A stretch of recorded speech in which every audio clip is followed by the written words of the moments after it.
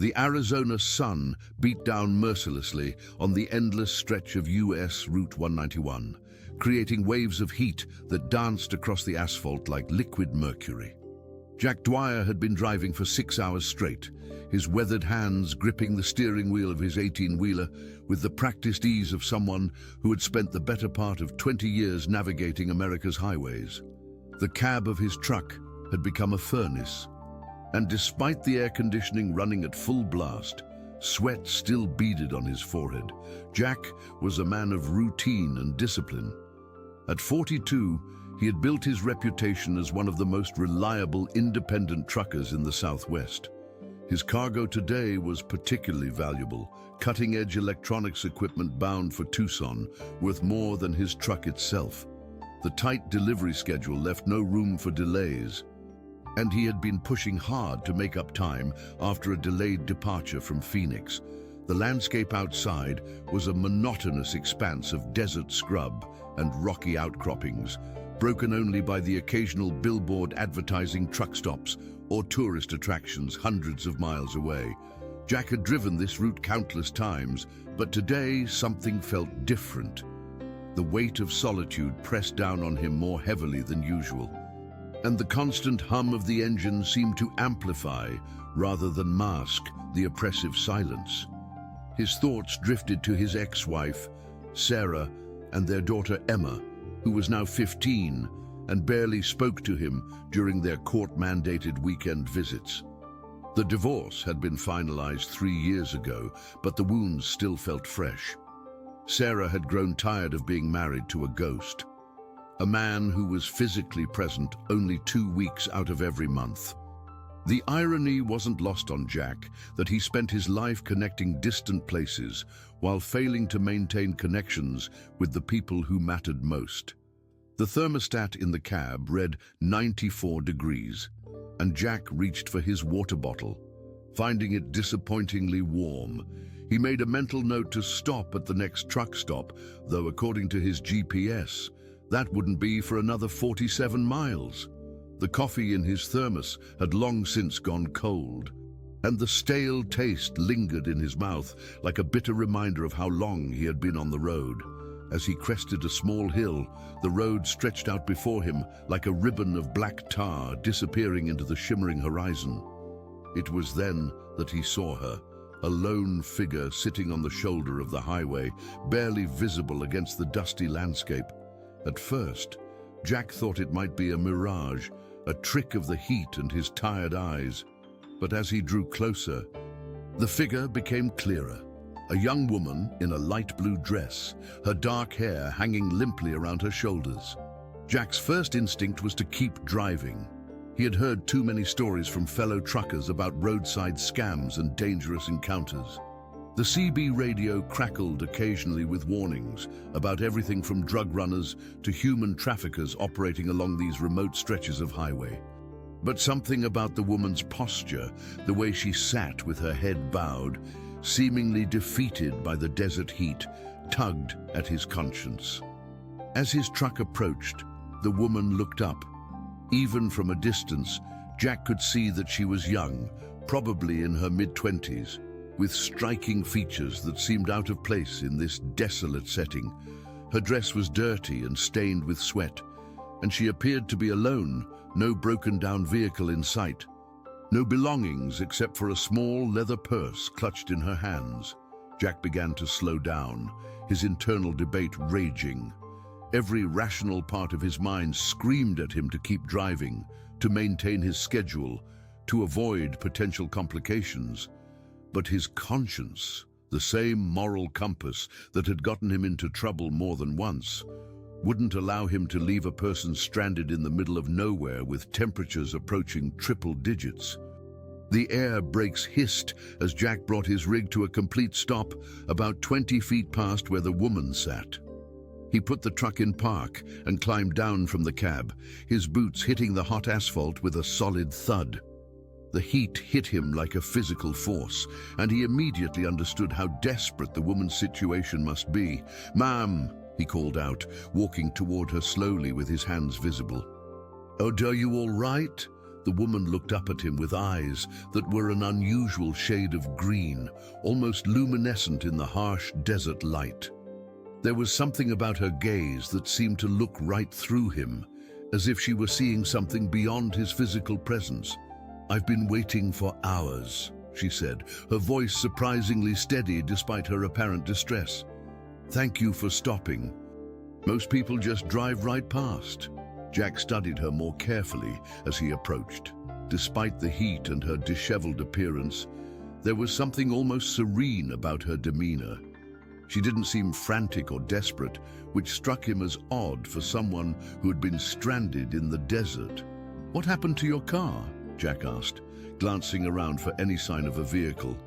"I don't have one," she replied simply. "I was traveling with someone who left me here." The explanation was vague, but Jack sensed there was more to the story. He reached into his pocket and pulled out a bottle of water, offering it to her. "Here, you must be dehydrated." She accepted the water gratefully and took a small sip, then another. "My name is Emily Carter," she said, extending her hand. "I'm trying to get to Tucson." Jack shook her hand, noting that despite the heat, her palm was surprisingly cool. "Jack Dwyer, I'm heading to Tucson myself, got a delivery to make. I can drop you off there if you'd like." Emily's face lit up with what appeared to be genuine relief. "That would be wonderful. I can't thank you enough." As they walked back toward the truck, Jack found himself studying Emily more closely. There was something about her that didn't quite add up, though he couldn't put his finger on what it was. She moved with a certain grace that seemed inconsistent with someone who had been sitting in the desert heat for hours. Her dress, while dirty, didn't show the kind of sweat stains he would have expected. Jack helped Emily up into the passenger seat of the cab, and she settled in with a quiet sigh of relief. The air conditioning immediately began to cool the space, and Jack noticed that Emily seemed to relax visibly as the temperature dropped. "Better?" he asked, climbing back into the driver's seat.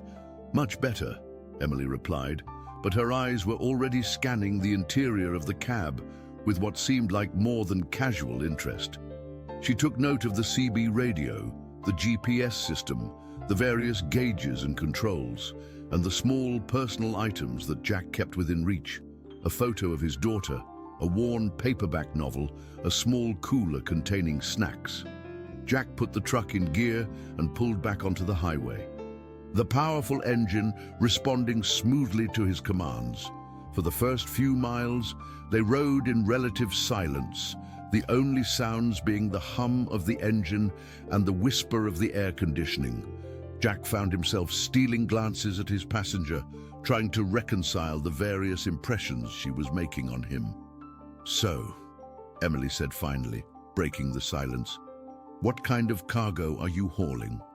The question seemed innocent enough, but something about the way she asked it made Jack slightly uncomfortable. "Electronics," he answered briefly, "computer equipment and such." "That must be valuable," Emily observed. "Do you ever worry about security?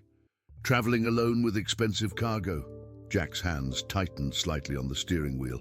"I've been doing this for 20 years. You learn to be careful." Emily nodded thoughtfully. "I imagine the routes can be quite isolated. Are there stretches where you lose cell phone coverage?" Another seemingly innocent question, but Jack found himself growing more cautious. "Sometimes," he said non-committally. "Depends on the route." The conversation continued in this vein for several minutes, with Emily asking questions that seemed casual but felt oddly specific. She wanted to know about his delivery schedule, his usual routes, whether he traveled with a partner or alone.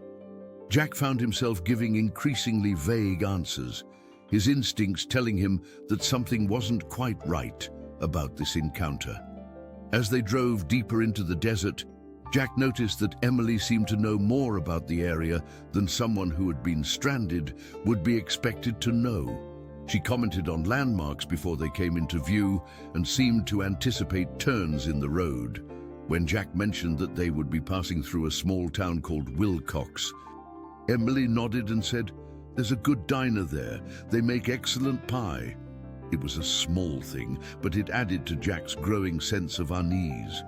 How would someone who had been stranded on the highway know about a diner in a small town unless they had been there before? And if they had been there before, how had they ended up stranded in the middle of nowhere? The sun was beginning to sink lower in the sky, casting long shadows across the desert landscape. Jack glanced at his watch and realized they had been driving for over an hour. Emily had grown quiet, seemingly lost in thought as she watched the scenery pass by. In the growing silence, Jack found himself more aware of small details that hadn't registered before. There was the way Emily's breathing seemed almost unnaturally calm and steady, despite the stress of her situation. There was the fact that she hadn't asked to use his phone to call anyone. Family, friends, or the police. Most people who had been stranded would want to contact someone to let them know they were safe. And then there was the pendant, a small metallic object that had somehow found its way onto the floor of the cab. Jack had noticed it when Emily first got in, but he was certain it hadn't been there before. The pendant bore a strange symbol that looked vaguely familiar, though he couldn't place where he might have seen it before. As the truck rumbled on through the desert, Jack found himself trapped between politeness and growing suspicion. Emily Carter was not. He was becoming increasingly certain exactly who she appeared to be. The question was, what was she hiding? And more importantly, what did she want with him? The highway stretched endlessly ahead, and Jack realized that what had started as a simple act of kindness might be turning into something far more complicated. In the distance, he could see the lights of a truck stop beginning to twinkle in the gathering dusk. Perhaps there, he thought, he would find some answers, or at least figure out how to safely extract himself from whatever situation he had unknowingly entered. The desert held its secrets close, and Jack Dwyer was about to discover that some mysteries were more dangerous than others. If this story interests you, don't forget to subscribe to our channel and give it a like. Tell us what city you're watching from. Let's continue. The truck stop appeared like an oasis in the desert twilight, its neon signs cutting through the growing darkness with promises of hot coffee, cold beer, and 24-hour service. Jack felt a wave of relief wash over him as he guided his rig into the parking area designated for large trucks. The familiar sounds of diesel engines idling and the distant chatter of other drivers provided a welcome contrast to the unsettling silence that had begun to dominate his cab. "I'll just be a few minutes," Jack told Emily as he set the parking brake. "Need to fuel up and grab some supplies." Emily nodded, but made no move to get out of the truck. "I'll wait here if that's all right. I'm not really dressed for public." Jack glanced at her rumpled dress and nodded. It was a reasonable excuse, though something about her reluctance to leave the cab struck him as odd. Most people who had been stranded in the desert heat would jump at the chance to get out and stretch their legs, maybe clean up in a restroom. As Jack climbed down from the cab, he noticed Emily pulling out a cell phone from her purse. The device looked expensive and modern, not what he would have expected from someone who had been stranded without transportation. He paused for a moment, pretending to check his fuel gauge while watching her in the side mirror. Emily was typing rapidly, her fingers moving across the screen with practiced efficiency. Her posture had changed too. Gone was the defeated slump of someone who had been rescued from a desperate situation. Instead, she sat upright, alert, her eyes scanning the parking lot with what looked like professional awareness. Jack made his way into the truck stop. The familiar smell of diesel fuel and fried food greeting him like an old friend. The place was busy for this time of evening, with several truckers grabbing late dinners and a few travelers stretching their legs during long road trips. Jack headed straight for the CB radio display near the counter, where drivers often gathered to share information about road conditions and traffic. "Evening, Jack," called out Pete Morrison, a driver Jack had known for years. Pete was a large man with a graying beard who ran regular routes between California and Texas. "How's the road been treating you?" "Can't complain," Jack replied, though his mind was elsewhere. "Say, Pete, you haven't heard anything unusual on the CB lately, have you? Any weird transmissions or interference?" Pete scratched his beard thoughtfully. "Funny you should ask. Been getting some strange chatter on Channel 19 the past couple of days." "Sounds like code talk, but not the usual trucker lingo. Why do you ask?" "Just curious," Jack said, not wanting to go into details about his mysterious passenger. Nothing specific. After grabbing a coffee and some snacks, Jack headed back to his truck. As he approached, he could see Emily through the windshield, still on her phone, but now speaking rather than typing. Her expression was serious, almost businesslike, and she was gesturing with her free hand as if giving instructions. Jack slowed his pace, trying to catch some of what she was saying, but she seemed to sense his approach and quickly ended the call.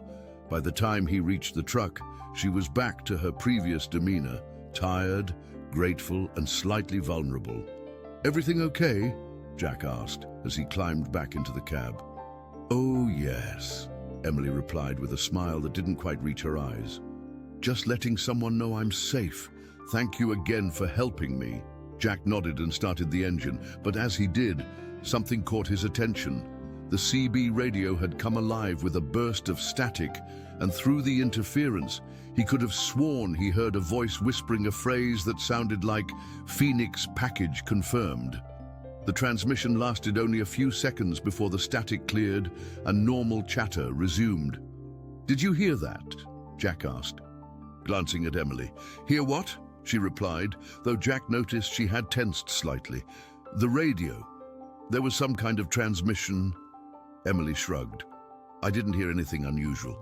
These old radios pick up all sorts of interference, don't they?" Jack frowned, but said nothing more. As they pulled back onto the highway, he found himself paying closer attention to the radio chatter. Most of it was routine, drivers sharing information about speed traps, weather conditions, and good places to eat. But occasionally, he caught fragments of conversations that seemed out of place, coded messages that didn't follow the usual patterns of trucker communication. The highway stretched ahead of them, illuminated by the truck's powerful headlights. Emily had grown quiet again, but Jack noticed she was studying the dashboard with particular interest. Her eyes lingered on the GPS system, the fuel gauge, and the various indicators that showed the truck's speed and location. "This is quite a sophisticated setup," she commented. "Do you have satellite tracking on this truck?" The question sent a chill down Jack's spine. It was too specific, too knowing. "Why would you ask that?" "Just curious," Emily replied casually. "I've heard that most commercial trucks have GPS tracking these days, for insurance purposes and such." Jack's hands tightened on the steering wheel. "Some do, some don't. And yours?" "I prefer to keep my business private." Emily nodded, but Jack could see her mental wheels turning. She was filing away information, building a picture of his operation that went far beyond casual curiosity. The realization hit him like a physical blow. Emily wasn't just a stranded traveler looking for help. She was gathering intelligence about him, his truck, and his cargo. The radio crackled again, this time with a clearer transmission. "Bluebird to Desert Fox, package is mobile. Repeat, package is mobile." Jack's blood ran cold. He had heard similar coded language before, usually associated with law enforcement or security operations. But this didn't sound like police chatter. There was something more sinister about it, something that made his survival instincts kick into high gear. Emily seemed oblivious to the transmission, but Jack noticed she had pulled out her phone again and was typing another message. The coincidence was too much to ignore. Every time something unusual happened on the radio, Emily seemed to become active on her phone. "Emily," Jack said, trying to keep his voice steady, "I need to ask you something, and I'd appreciate an honest answer. Are you really just a stranded traveler? Or is there something else going on here?" Emily looked at him with those penetrating green eyes, and for a moment, Jack saw something flicker behind them, a coldness that hadn't been there before. But it was gone so quickly that he almost wondered if he had imagined it. "I don't know what you mean," she said softly. "I'm just grateful that you stopped to help me." "It's just that some things don't add up," Jack pressed on. "Well, you seem to know a lot about this area for someone who was stranded. You're asking very specific questions about my truck and my cargo. And every time something unusual happens on the radio, you start texting." Emily was quiet for a long moment, and Jack could feel the tension building in the cab. When she finally spoke, her voice was different, still soft, but with an edge that hadn't been there before. "Jack, I think you might be letting your imagination run away with you. The road can be a lonely place, and sometimes our minds play tricks on us. I'm just a woman who needed help, and you were kind enough to provide it." But even as she spoke, Jack noticed her hand moving slowly toward her purse. The movement was subtle, almost casual, but it sent alarm bells ringing in his head. Whatever was in that purse, he had a feeling it wasn't just makeup and credit cards. The dashboard clock read 8:47 p.m., and they were still hours away from Tucson. The highway ahead was mostly empty, with only the occasional pair of headlights visible in the distance. Jack realized that he was alone in the middle of the desert, with a woman who was definitely not who she claimed to be, carrying cargo worth more than most people made in a year. He began to form a plan. There was a small town called Benson, about 30 miles ahead, with a sheriff's station and enough people around to provide safety. If he could make it there without arousing Emily's suspicions, he might be able to figure out what was really going on. But first, he needed to be absolutely certain that his suspicions were correct, because if he was wrong, he would be abandoning an innocent woman who had simply been in the wrong place at the wrong time. And if he was right, he might already be in more danger than he realized. The truck rumbled on through the desert night, carrying its cargo of electronics and secrets toward an uncertain destination. In the distance, Jack could see storm clouds gathering on the horizon, their dark forms silhouetted against the star-filled sky. A storm was coming, and Jack had a feeling it wasn't just meteorological. The storm clouds that had been gathering on the horizon began to move closer, bringing with them the first cool breeze Jack had felt all day. Lightning flickered in the distance, illuminating the desert landscape in brief, stark moments that made the shadows seem deeper and more threatening. The change in weather seemed to mirror the shift in atmosphere inside the truck cab, where an unspoken tension now hung between the two passengers. Jack kept his eyes on the road, but his peripheral vision was acutely aware of Emily's every movement. She had settled back into her seat, her phone tucked away. But there was something different about her posture now. The vulnerability she had displayed earlier seemed to have evaporated, replaced by a watchful alertness that reminded Jack of a predator sizing up its prey. "Looks like we might hit some weather," Jack said, attempting to break the silence with casual conversation. "Desert storms can be quite dramatic," Emily replied, her voice carrying a hint of something Jack couldn't quite identify.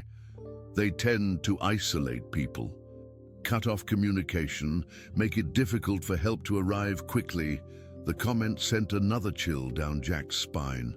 There was something almost prophetic about the way she said it, as if she were describing a plan rather than making an observation about the weather. As they approached a small roadside rest area, Jack noticed something that made his blood run cold.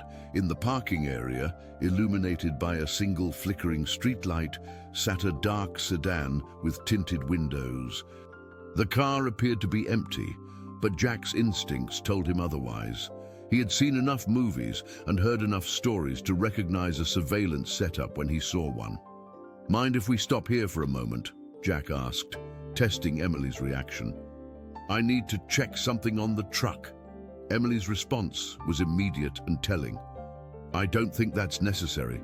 We should keep moving. The storm is getting closer." And we don't want to get caught in it. Jack noted the urgency in her voice and the way her hand moved almost imperceptibly toward her purse again. Whatever was in there, she was prepared to use it if necessary.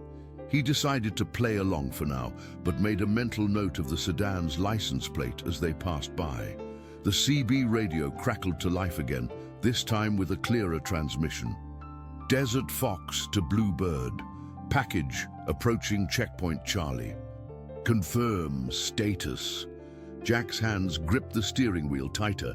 The military-style communication was becoming impossible to ignore, and the timing was too coincidental. He glanced at Emily, who was once again focused on her phone, her fingers moving rapidly across the screen. "Emily," Jack said, his voice taking on a more serious tone, "I think it's time you told me what's really going on here." She looked up from her phone, and for a moment, the mask slipped completely. The vulnerability was gone, replaced by cold calculation. "I don't know what you mean, Jack. I'm just a woman trying to get home." "No," Jack said firmly. "You're not.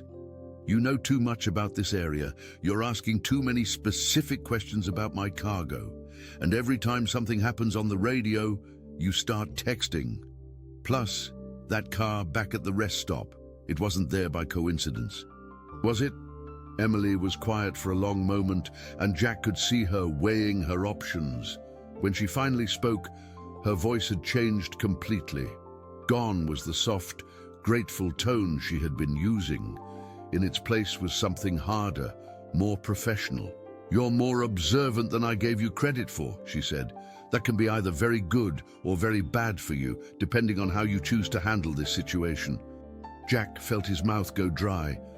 "What situation?" "The situation where you have something that belongs to my employers, and they're very interested in getting it back." "I don't know what you're talking about," Jack said, though he was beginning to have a terrible suspicion about what she might mean. Emily reached into her purse and pulled out a small device that looked like a cross between a phone and a GPS unit. "This is a tracking device, Jack. It's been monitoring your truck's movements for the past 3 days.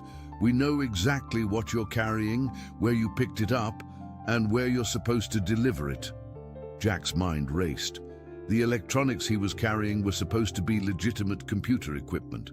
But now he was beginning to wonder if there was more to the cargo than his dispatcher had told him.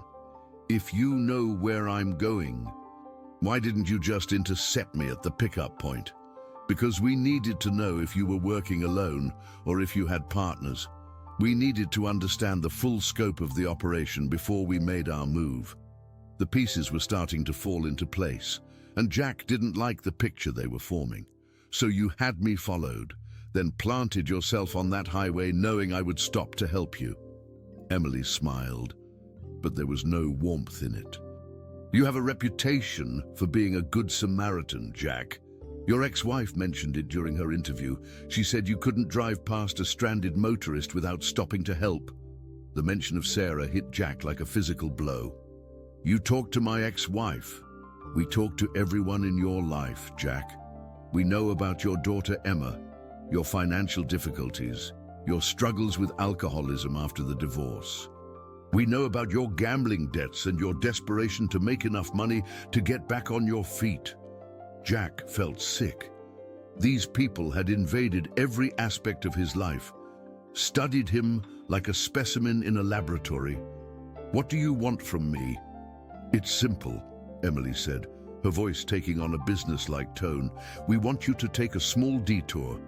Instead of delivering your cargo to the address in Tucson, you're going to take it to a warehouse on the outskirts of town.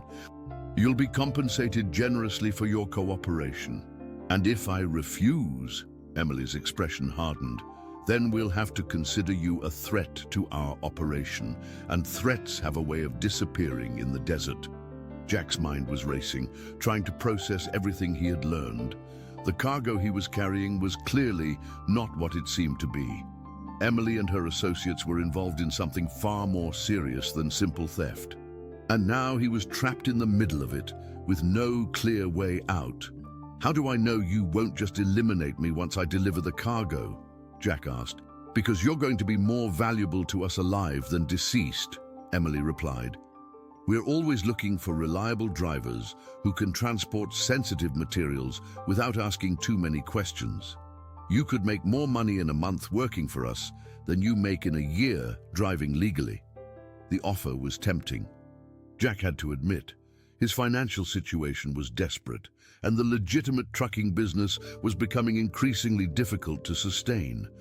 But something deep in his gut told him that getting involved with these people would be a mistake he might not survive. I need time to think about this, Jack said.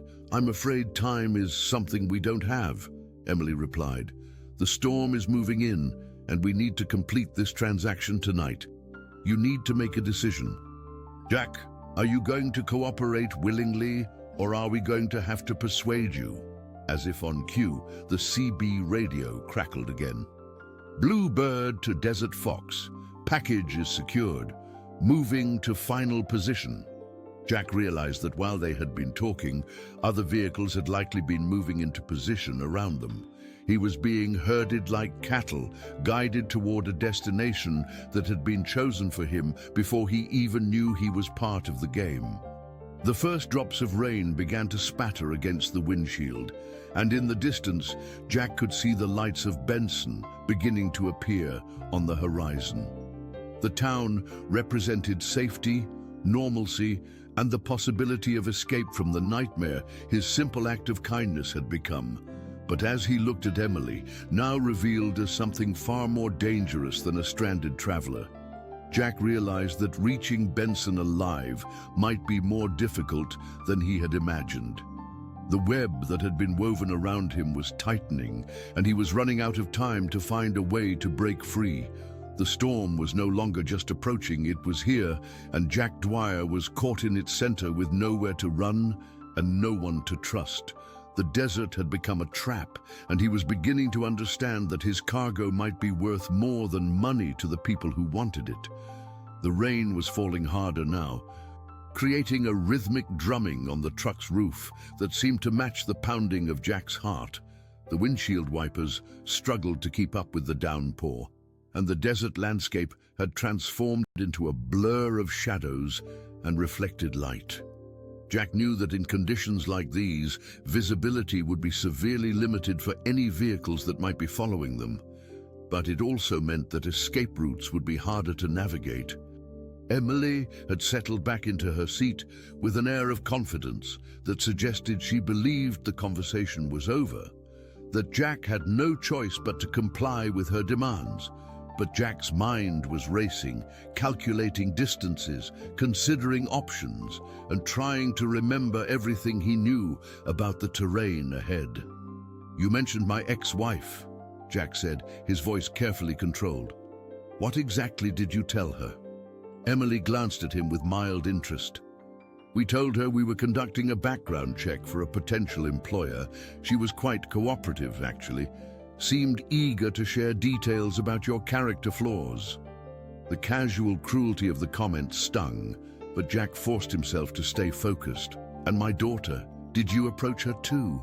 Emma is a lovely girl, Emily said, and Jack's blood turned to ice. 15 years old, attends Roosevelt High School, plays volleyball. She walks home from practice every Tuesday and Thursday evening around 6 o'clock. The threat was subtle, but unmistakable. Jack's hands tightened on the steering wheel until his knuckles turned white. If you touch my daughter, no one wants to hurt your family, Jack, Emily interrupted smoothly. But cooperation ensures everyone's safety. Resistance, on the other hand, tends to complicate things for everyone involved. Jack stared straight ahead at the rain-soaked highway, his jaw clenched so tight it ached. These people had done their homework thoroughly, identifying not just his weaknesses, but his most vulnerable pressure points.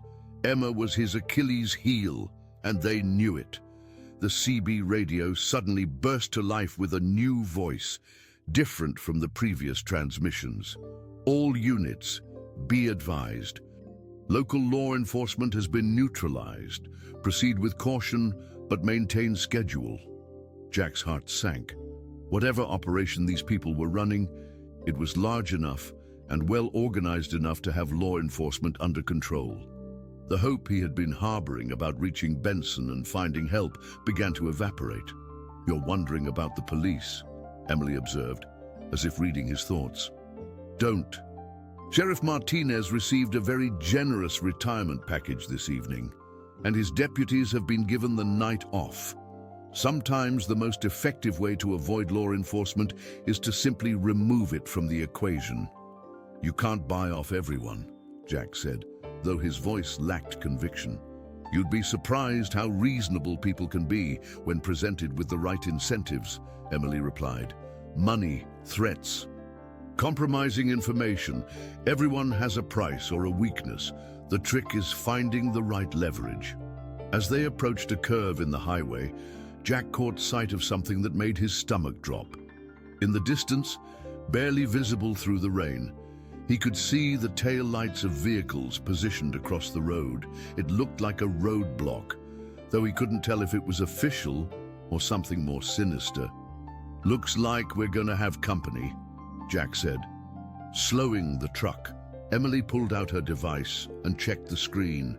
"Right on schedule. Pull over when they signal you to stop, Jack. And remember, your cooperation determines how smoothly this goes for everyone." As they drew closer, Jack could see that it was indeed a roadblock, but not one operated by law enforcement. 3 black SUVs were positioned across both lanes of the highway, their headlights creating a wall of blinding light in the rain. Men in dark clothing stood beside the vehicles, and Jack could see the unmistakable silhouettes of weapons. One of the men stepped forward and waved a flashlight, signaling Jack to stop. He had no choice but to comply, bringing the truck to a halt about 20 feet from the roadblock. The engine idled heavily in the sudden silence, and Jack could hear his own heartbeat thundering in his ears. "This is where things get interesting," Emily said, opening her door. "Stay in the truck, Jack. Let us handle this." Before Jack could respond, Emily had stepped out into the rain and was walking toward the roadblock. Jack watched through the windshield as she approached one of the men, apparently the leader of the group. They spoke briefly, their conversation inaudible over the sound of the rain and the truck's engine. Then something unexpected happened. Instead of the friendly greeting Jack had expected, he saw Emily step back in apparent surprise. The man she had been speaking to raised his weapon, and suddenly all the other men were doing the same. Emily raised her hands, her phone falling to the wet asphalt. Jack realized with a shock that Emily's own people had turned on her. Whatever was happening here, it wasn't going according to her plan. The leader of the group approached the truck, his weapon trained on Jack through the windshield. He was a large man with graying hair and the kind of weathered face that suggested military experience. When he spoke, his voice carried the authority of someone accustomed to being obeyed. "Step out of the truck, Mr. Dwyer. Keep your hands visible." Jack had no choice but to comply. He opened the door and stepped down into the rain, immediately soaking through his shirt. The cold water was a sharp contrast to the desert heat he had been enduring all day. "You're Jack Dwyer?" the man asked. "Yes. My name is Colonel Marcus Steele. I'm with a federal task force investigating the theft of classified military technology. The cargo you're carrying was stolen from a secure facility 3 days ago." Jack felt his knees go weak. Military technology.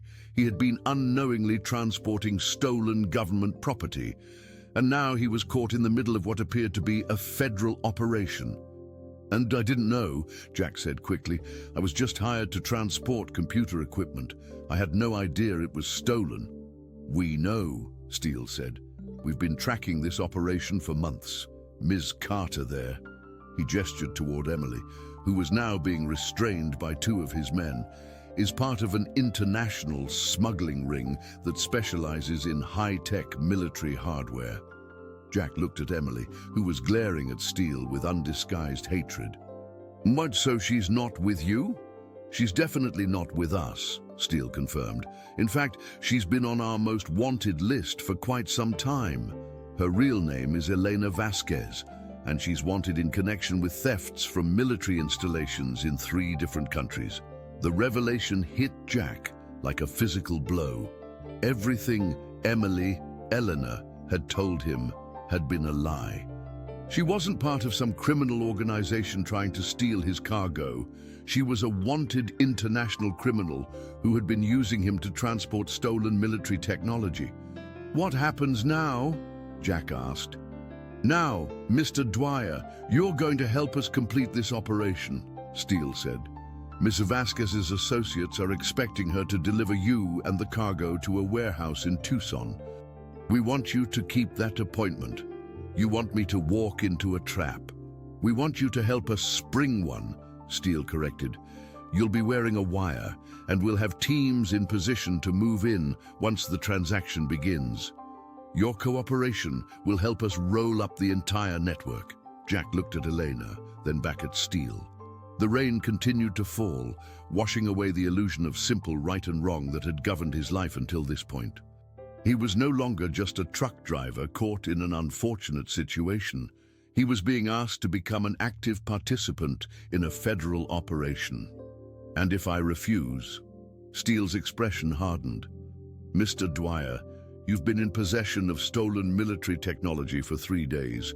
Whether you knew it or not, that makes you an accessory to a federal crime. Your cooperation could mean the difference between a commendation and a lengthy prison sentence." Jack realized that he had moved beyond the point where he could simply walk away from this situation. Too many people knew about him, and too much was at stake. His only choice was to move forward and hope that he could survive whatever was waiting for him in Tucson. The storm raged around them, and Jack Dwyer prepared to enter the eye of a hurricane that would test everything he thought he knew about survival, loyalty, and the price of doing the right thing. The warehouse district on the outskirts of Tucson was a maze of industrial buildings and empty lots, made even more ominous by the storm that continued to rage overhead. Lightning illuminated the abandoned structures in brief, stark flashes, casting long shadows that seemed to move with malevolent purpose. Jack's truck rumbled through the deserted streets, its headlights cutting through the rain-soaked darkness as he followed the GPS coordinates that Elena had provided. The wire taped to his chest felt like a burning brand against his skin, a constant reminder of the precarious position he now found himself in. Colonel Steele's team had been thorough in their preparation, fitting him with state-of-the-art surveillance equipment and briefing him on the signals he would need to give when the federal agents were ready to move in. But despite their assurances, Jack felt utterly alone as he approached what could very well be his final destination. Elena sat beside him in sullen silence, her hands zip-tied behind her back. The federal agents had made it clear that her presence was essential to the operation. Her associates would be expecting to see her, and any deviation from the planned meeting could result in violence. She had remained largely quiet during the drive into Tucson, but Jack could feel her studying him, calculating possibilities, looking for any opportunity to turn the situation to her advantage. "You know this isn't going to end well for you," she said suddenly, breaking the silence that had dominated the cab for the past hour. Jack kept his eyes on the road. "Seems like I'm in pretty good company, considering your current situation. The difference is that I chose this life," Elena replied. "You're just a pawn who got pulled into a game you don't understand. These federal agents you're working with, they'll use you up and throw you away the moment you're no longer useful to them. As opposed to the people who threatened my daughter," Jack shot back. "At least the feds aren't planning to eliminate me once this is over." Elena laughed. But there was no humor in it. "You really believe that, Jack? You've seen too much, you know too much. Once this operation is complete, you'll be a loose end that needs to be tied up.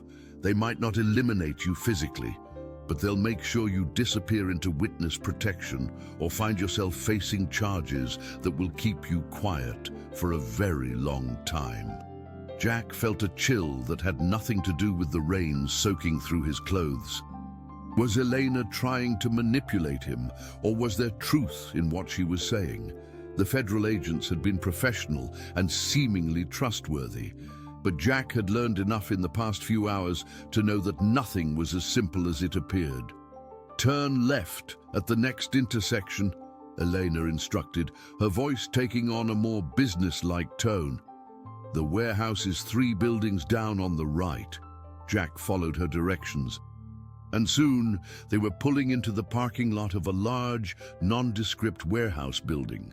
The structure looked abandoned, with broken windows and graffiti covering much of the exterior walls. But Jack could see that appearances were deceiving. There were fresh tire tracks in the muddy parking lot and subtle signs of recent activity around the building. As they approached the main entrance, Jack saw 2 men emerge from the shadows. They were both armed and moved with the disciplined precision of military veterans. One of them approached the truck, while the other remained in position to provide cover. "Remember," Elena said quietly, "these people aren't as forgiving as your federal friends. One wrong move, one sign that something isn't right, and they'll start shooting first and ask questions later." Jack brought the truck to a stop near the warehouse entrance and waited.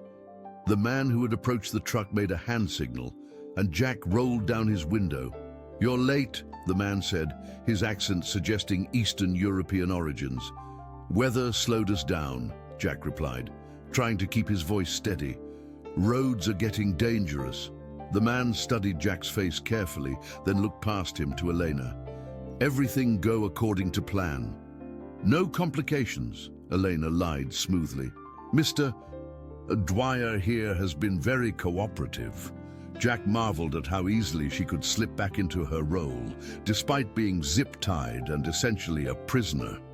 It was a reminder of just how dangerous and unpredictable she truly was. "Pull around to the loading dock," the man instructed. "We'll get you unloaded and get you on your way." Jack followed the directions, driving around to the back of the warehouse where a large loading dock waited. Several more men were visible in the area, and Jack counted at least 6 armed individuals. He hoped that Colonel Steele's team was in position, because if things went wrong, he would be vastly outnumbered. As Jack backed the truck up to the loading dock, he saw Elena working her hands against the zip ties. The plastic restraints were designed to be secure, but Jack realized that someone with her experience might know ways to escape from them. He needed to warn Steele's team, but the wire he was wearing was one-way communication only. "Don't even think about it," Jack whispered to Elena as they prepared to get out of the truck. "Think about what?" she replied innocently, but Jack could see that she had managed to loosen the restraints significantly. The warehouse doors opened, revealing a brightly lit interior that contrasted sharply with the building's decrepit exterior. Jack could see sophisticated equipment and several more armed men inside. This was clearly a major operation, not the simple theft ring he had initially imagined. A man who appeared to be in charge stepped forward as Jack and Elena climbed down from the truck. He was tall and lean, with prematurely gray hair and the kind of cold eyes that suggested he had seen too much violence in his lifetime. "Miss Vasquez," he said, greeting Elena with a slight nod. "I trust everything went smoothly." "Perfectly smooth," Elena replied, and Jack noticed that she had managed to position her hands so that the zip ties weren't visible. "Mr. Dwyer has been the ideal courier." The man turned his attention to Jack. "Mr. Dwyer, I'm Victor Kozlov. I understand you've been very helpful in this matter." Jack nodded, not trusting himself to speak. Kozlov's reputation preceded him. He was known in law enforcement circles as a ruthless arms dealer with connections to terrorist organizations around the world. If Steele's intelligence was correct, this warehouse was the hub of a network that funneled stolen military technology to the highest bidders. "Let's see what you've brought us," Kozlov said, gesturing toward the truck's cargo area. Jack moved to open the trailer, his heart pounding as he realized that this was the moment when everything would either go according to plan or spiral completely out of control. The federal agents needed to see the stolen technology being transferred before they could move in, but every second that passed increased the risk that something would go wrong. As Jack opened the trailer doors, revealing the carefully packed electronic equipment inside, Kozlov's men began to move forward to inspect the cargo. It was then that Elena made her move. With a fluid motion that spoke of extensive training, she slipped free of the loosened zip ties and grabbed a weapon from the nearest guard. Before anyone could react, she had the gun trained on Jack. "I'm afraid there's been a change of plans," she announced, her voice carrying clearly over the sound of the rain. "Mr. Dwyer here is working with federal agents. This entire operation is a setup." Jack felt his world collapse around him. The carefully planned federal operation had just been blown apart by the one person who was supposed to be their prisoner. Kozlov's men immediately raised their weapons, and Jack found himself staring down the barrels of half a dozen assault rifles. "Is this true?" Kozlov asked, his voice deadly calm. Jack knew that his next words would determine whether he lived or passed away in this warehouse. The wire he was wearing would be transmitting everything to Steele's team, but they couldn't move in until they had evidence of the transaction. He was trapped between two opposing forces with no good options and time running out. "Elena's lying," Jack said, putting as much conviction into his voice as he could muster. "She's been compromised, the feds picked her up, and now she's trying to save herself by sabotaging the operation." Kozlov looked between Jack and Elena, his expression unreadable. The tension in the warehouse was palpable, and Jack could feel that they were balanced on a knife's edge. One wrong word, one suspicious move, and the shooting would start. The storm continued to rage outside, but inside the warehouse, an even more dangerous storm was about to break. The warehouse fell into a tense silence, broken only by the sound of rain hammering against the metal roof. Viktor Kozlov stood motionless for what felt like an eternity, his cold gray eyes moving between Jack and Elena as he weighed their conflicting stories. The armed men around the perimeter maintained their positions, weapons ready, waiting for their leader's decision. Jack could feel sweat mixing with the rainwater still dripping from his clothes, despite the chill in the air. "Interesting," Kozlov said finally, his accented voice cutting through the tension like a blade. "And done two different stories, both equally plausible. In my experience, when faced with such a dilemma, the truth usually lies somewhere in between." Elena kept her weapon trained on Jack, but Jack could see uncertainty flickering in her eyes. She had expected her revelation to immediately turn Kozlov against Jack, but the arms dealer was clearly more calculating than she had anticipated. "Victor, you know me," Elena said, her voice carrying a note of desperation that she was trying to hide. "I've worked with your organization for 3 years. I've never failed to deliver on a contract. Why would I sabotage this operation?" "Because," Kozlov replied thoughtfully, 3 years is exactly how long federal agents typically spend building a deep cover identity, and your behavior tonight has been unusual." Jack seized on the opening. "She's been acting strange since I picked her up, asking too many questions about my routes, my security procedures, my cargo. When we stopped at the truck stop, I saw her making calls to people she claimed not to know." "You're lying," Elena snapped, but Jack could hear the panic creeping into her voice. Kozlov raised a hand for silence, then walked slowly around the group, studying each person as if they were specimens in a laboratory. "There is, of course, a simple way to resolve this matter," he said. "Mr. Dwyer, remove your shirt." Jack's blood turned to ice. If Kozlov's men found the wire, the federal operation would be blown, and Jack would almost certainly be eliminated, but refusing would be equally damning. He had no choice but to comply and hope that somehow the equipment had been damaged by the rain, or that Steele's team would move in before he was discovered. With trembling hands, Jack began to unbutton his shirt. As he pulled it off, He tried to position himself so that the small transmitter taped to his chest wasn't immediately visible, but Kozlov's trained eye caught the anomaly immediately. "What do we have here?" Kozlov asked, stepping closer to examine the device. "It appears that both of you have been telling partial truths. Ms. Vasquez, you were correct that Mr. Dwyer is working with federal agents. And Mr. Dwyer, you were correct that Ms. Vasquez has been compromised." Elena's face went pale. "What do you mean, compromised?" Kozlov smiled, but there was no warmth in it. "Elena Vasquez was captured by federal agents 6 months ago in Berlin. The woman who has been working with us since then has been her twin sister, Maria." The revelation hit the warehouse like a thunderbolt. Jack stared at Elena, or Maria, in shock, while she appeared equally stunned by Kozlov's knowledge of her true identity. You see," Kozlov continued, clearly enjoying the moment, "we have had our suspicions for some time. Elena was left-handed. Maria is right-handed. Elena had a small scar on her left wrist from a childhood accident. Maria does not. And most tellingly, Elena spoke Russian with a Moscow accent, while Maria's accent is clearly from St. Petersburg." Maria's weapon wavered in her hand. "How long have you known?" "From the beginning," Kozlov replied. The question was whether you were working willingly with the federal agents, or whether they were using leverage against you. Your sister's life, perhaps." Tears began to stream down Maria's face. "They have Elena. They said they would release her if I helped them bring down your network. I never wanted to betray you, Victor. I had no choice." Jack felt a moment of sympathy for Maria, even as he realized that his own situation had become even more precarious.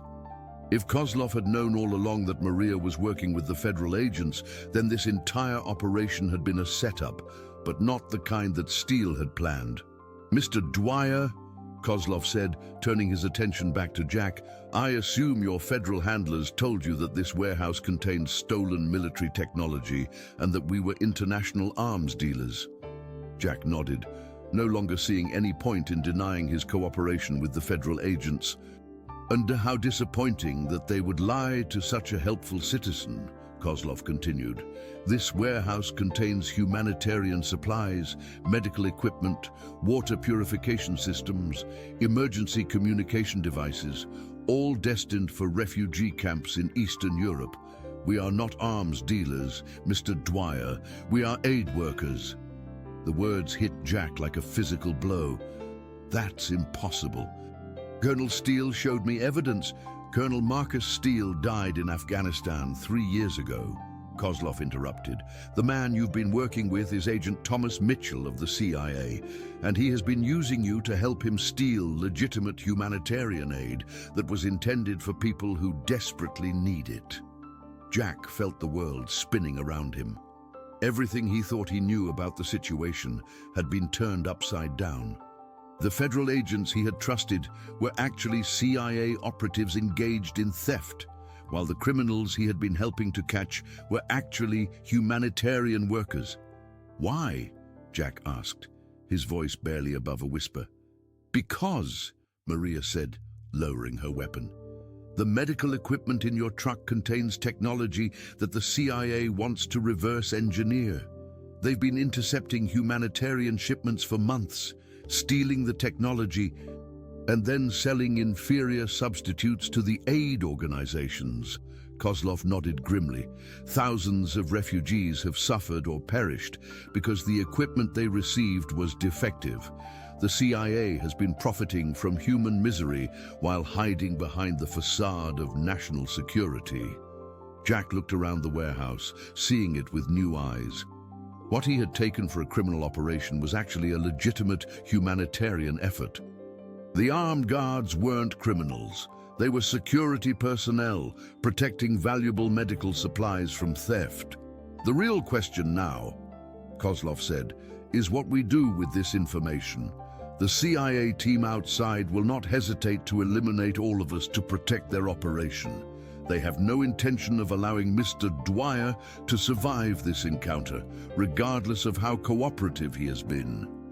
As if summoned by Kozlov's words, the sound of vehicles could be heard approaching the warehouse through the storm, but instead of the careful, coordinated approach that legitimate federal agents would use, the vehicles were moving fast and aggressively. "They're coming," Maria said, moving toward the window to look outside. 3 vehicles, heavily armed. Kozlov's men immediately began taking defensive positions around the warehouse. "Mr. Dwyer," Kozlov said urgently, "you have a choice to make. You can continue to trust the people who have been lying to you from the beginning, or you can help us ensure that these medical supplies reach the people who need them." Jack looked at the boxes of equipment that filled the warehouse, then at Maria, who was clearly terrified for her sister's safety, and finally at Kozlov, whose story, however incredible, was beginning to make sense of all the inconsistencies he had noticed throughout this ordeal. The sound of the approaching vehicles grew louder, and Jack realized that within minutes, the warehouse would become a battlefield. Whatever choice he made now would determine not only his own fate, but the fate of countless refugees who were depending on the medical supplies that surrounded him. The storm outside was reaching its peak, and Jack Dwyer was about to discover that sometimes the most difficult choice isn't between right and wrong, but between 2 different versions of what appears to be the truth. In a world where federal agents could be thieves and criminals could be heroes, Jack had to decide who deserved his trust and who deserved his loyalty. The warehouse doors exploded inward as Agent Mitchell's team breached the building with military precision. Flashbang grenades detonated, filling the space with blinding light and deafening noise. Jack threw himself behind a stack of medical supply crates as gunfire erupted throughout the warehouse. The carefully organized humanitarian operation had become a war zone in seconds. "Dwyer," Mitchell's voice cut through the chaos. "Step away from the terrorists and identify yourself." Jack peered around the crates, his mind racing. Everything he had believed about this situation had been shattered in the past few minutes. The wire he was wearing was still transmitting, which meant Mitchell could hear everything that had been said in the warehouse. The CIA agent knew that his cover had been blown, which meant he would be even more desperate to eliminate anyone who could expose the truth. "Jack!" Maria called out from across the warehouse, where she had taken cover behind a forklift. "The medical equipment, it has to reach the refugee camps. Thousands of people will suffer without it." Kozlov's men were returning fire with disciplined precision, but they were outnumbered and outgunned. Jack could see that the humanitarian workers, despite their military training, were trying to minimize casualties while protecting the medical supplies. Mitchell's CIA team, on the other hand, seemed focused on eliminating everyone in the warehouse. A bullet splintered the wooden crate next to Jack's head, and he realized he couldn't remain hidden much longer. He had to make a choice, and he had to make it now. Looking around the warehouse, he saw the faces of people who had been branded as criminals, but were actually trying to save lives. Then, he thought about the refugees, men, women, and children who were depending on the medical equipment that surrounded him. Jack made his decision. "Mitchell!" he shouted, standing up with his hands raised. "I'm here. But before you do anything, you need to know that everything you told me was a lie." Mitchell appeared from behind an overturned table, his weapon trained on Jack. "Dwyer, you're confused. These people have been feeding you terrorist propaganda. Come toward me slowly, and we'll get you out of here safely." "No," Jack said firmly. "I know who you really are, Thomas Mitchell. I know that Colonel Steele died 3 years ago. I know that you've been stealing humanitarian aid and selling defective equipment to refugee camps." Mitchell's face hardened. "You don't know what you're talking about." "I know enough," Jack replied. "I know that you threatened my daughter to force my cooperation." I know that you've been profiting from human suffering, and I know that I can't let you steal these medical supplies." The warehouse fell silent, except for the sound of rain continuing to pound on the roof. Mitchell's men maintained their positions, but Jack could see uncertainty in their faces. Some of them were clearly beginning to question what they had been told about this operation. "Agent Mitchell," one of his men called out, "is what he's saying true? Are we really stealing medical supplies?" "Shut up, Rodriguez," Mitchell snapped. "Dwyer is confused. These people have brainwashed him." But Jack could see that the seed of doubt had been planted. He pressed his advantage. "Look around you, Agent Rodriguez. Look at what's in these boxes. Medical equipment, water purification systems, emergency communications gear. Does this look like a terrorist arsenal to you?" Rodriguez lowered his weapon slightly and moved toward one of the opened crates. Inside, clearly labeled medical equipment was visible: surgical instruments, diagnostic devices, emergency medications. "Sir," he said slowly, "this isn't military technology. This is medical equipment." "Rodriguez, I gave you an order," Mitchell barked. "With respect, sir," Rodriguez replied. "I joined the CIA to protect American citizens, not to steal medical supplies from refugees." One by one, Mitchell's other team members began to lower their weapons as they examined the contents of the warehouse. What they found contradicted everything they had been told about the mission. Mitchell realized that his operation was collapsing around him. "You idiots!" he screamed. "Do you have any idea how much money this equipment is worth?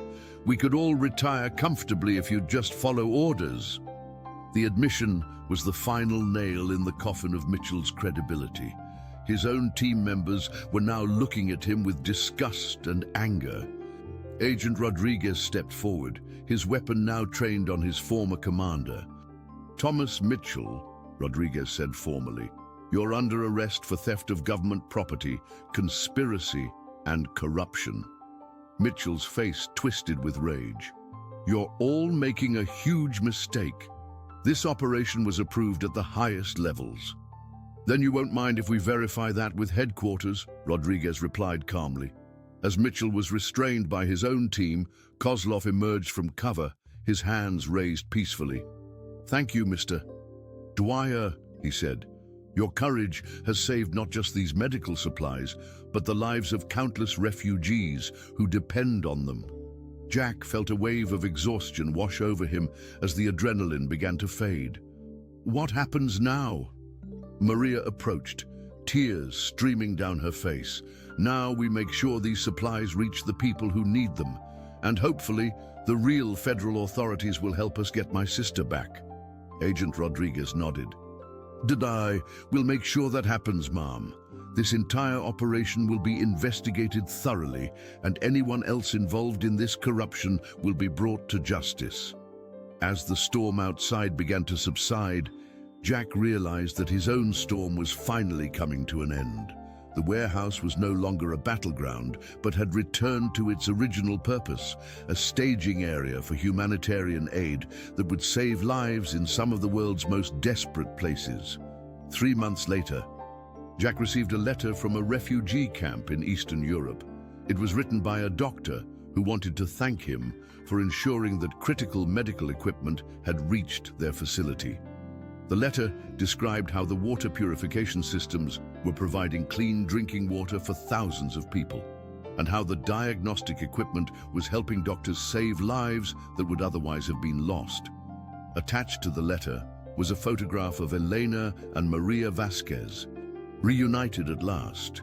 Elena had been released from CIA custody once the corruption was exposed, and both sisters were now working legally with humanitarian organizations to ensure that aid reached those who needed it most.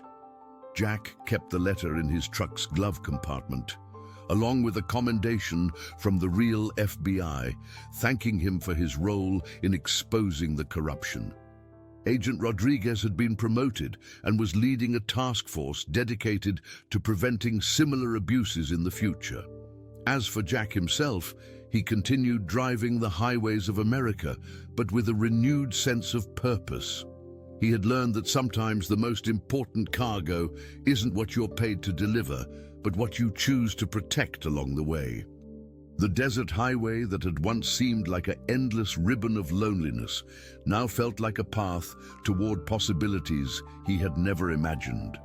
The storms still came, as they always did in the desert, but Jack no longer feared them. He had learned that storms, however frightening they might be, always eventually pass. What matters is not whether you encounter storms in life, but how you choose to navigate through them when they arise. And sometimes, if you're very lucky and very brave, you might even discover that the storm has carried you exactly where you needed to be all along. End of history. Dear listeners, we hope that Jack's incredible journey has moved and inspired you. Sometimes the most ordinary people find themselves in extraordinary situations that test their moral courage and challenge everything they believe about right and wrong. Jack Dwyer's story reminds us that heroes aren't always the people we expect them to be, and that sometimes doing the right thing requires us to question everything we think we know. If this story has touched your heart, we invite you to subscribe to our channel and give this video a like. Share with us in the comments below what city you're listening from, and tell us what you think you would have done in Jack's situation. Would you have trusted the federal agents? Or would you have listened to your instincts when something felt wrong? We bring you new stories every day that explore the complexity of human nature and the difficult choices we all face in life. Don't miss our upcoming content. Each story is crafted to make you think, feel, and perhaps see the world from a different perspective. Join our community of listeners who believe that every person has a story worth telling, and every choice has the power to change the world. Thank you for joining us on this emotional journey. Until next time, remember that sometimes the longest roads lead to the most important destinations. We'll see you in the comments.